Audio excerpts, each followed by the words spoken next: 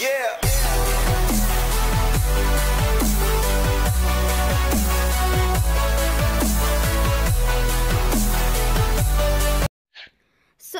Salutare prieteni, ce mai faceți? Eu astăzi cu verișorul meu Lucian vom posta ceva pe VL și LS. Hai Lucian, spune-le ceva. Salut! Salut! Și hai să începem. Vom juca pe Boss Fight, el cu Sherry rank 21 și Star Power și eu cu Rosa pe Power 3 și rank 12. Și să începem. Să selectez Star Power care să fie mai bun pe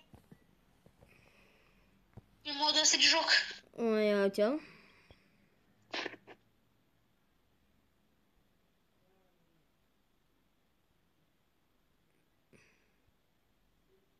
Asta care brocul ăsta tot are Star Power. Puci, Vlad!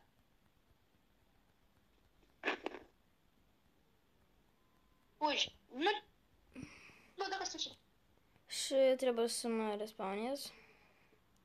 Încă ce? Încă, ui, destul de multe secunde. Încă 10 secunde. Apropo, vreau să vă zic, chiar am privit la un youtuber, nici nu mai țin minte cum îl chema. Dar când s-a făcut el prima oară și tare ne-a plăcut episodul lui, sincer. Îți dai seama că pentru prostii să faci o descreditare. Știu, dar YouTube sper că nu știe română. Știi. Știi, dar poate n-așa-ți dai seama. Tot este o... Dai seama. Bă, Lucian, dar tu de câte ori ai murit? Eu niciodată. Eu vreau să iau pe Barley, că cu Barley poți să arunci peste ziduri. Ce?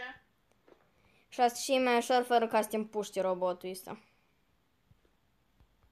Deci mine încă nu reușit niciodată să mă împuște. Asta să mă omoare. Nu știu. De fapt și am Star Power, am și gadget. Eu păstrez gadget-ul pentru că nu o să moară ambii.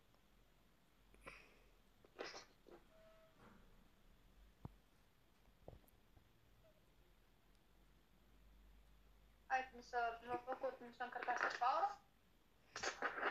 Hai, bam. Apropo, că ați văzut un secret abonaților, știți că Elias Vlogs încă mai postează. Ultimul lui vlog a fost postat cu 6 zile în urmă. Și am câștigat. Pe nimeni nu-l interesează băiat și fake. Ok. Elias Vlogs. Ok, am terminat. Ați văzut că mi-am deschis chestul. Dați un like, share, subscribe și ne vedem data viitoare.